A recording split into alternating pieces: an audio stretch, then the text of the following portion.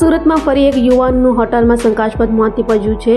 પર્વત પાટિયાનો યુવાન ડિંડોલી ખાતે વેલેન્ટાઇન હોટલમાં ગયો હતો, જ્યાં તેની તબિયત લથડ્યા બાદ મોત નીપજતા પોલીસ દોડતી થઈ ગઈ હતી. હાલ શંકાસ્પદ મોતને લઈને તપાસ હાથ ધરાઈ છે. સુરત શહેરના પર્વત પાટિયા વિસ્તારમાં રહેતો અને ફરસાણના વ્યવસાય સાથે સંકળાયેલો 28 વર્ષીય યુવક વિનેશ વિક્રમભાઈ પટેલ પોતાની પ્રેમિકા સાથે ડિંડોલીના Z9 કોમ્પ્લેક્સમાં આવેલી વેલેન્ટાઇન હોટલમાં ગયો હતો. બપોરે અંદાજે 3:30 વાગ્યાના અરસામાં હોટલના રૂમમાં જ અચાનક વિનેશની તબિયત લથડી હતી અને તેના મોઢામાંથી પીણ નીકળવા લાગ્યું હતું.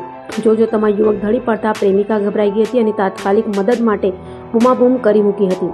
ઘટનાની ગંભીરતા જોઈ વિનેશની પ્રેમિકાએ તુરંત તેના ભાઈ સમીરને ફોન કરીને જાણ કરી હતી. ભાઈ સમીર અને 108 એમ્બ્યુલન્સની ટીમ તાત્કાલિક હોટલ પર પહોંચી હતી. જોકે એમ્બ્યુલન્સના પેરામેડિકલ સ્ટાફે તપાસ કરતા વિનેશના શરીરમાં કોઈ હલચલ જણાતી ન હતી. પ્રાથમિક તપાસ બાદ તેને મૃત જાહેર કરવામાં આવ્યો હતો. ત્યારબાદ મૃતદેહને પોસ્ટમોર્ટમ અર્થે સુરતની નવી સિવિલ હોસ્પિટલ ખાતે ખસેડવામાં આવ્યો હતો. યુવાન પુત્રના મોતના સમાચાર મળતા જ પરિવાર સ્તબ્ધ થઈ ગયું છે અને હાલ પરિસરમાં કરુણ દ્રશ્યો સર્જાયા હતા. તો ડિંડોલી પોલીસની પ્રાથમિક તપાસમાં વિગતો સામે આવી છે. મૃતક વિનેશ અને તેની સાથે હોટલમાં હાજર યુવતી વચ્ચે છેલ્લા 3 વર્ષથી પ્રેમ સંબંધ હતો.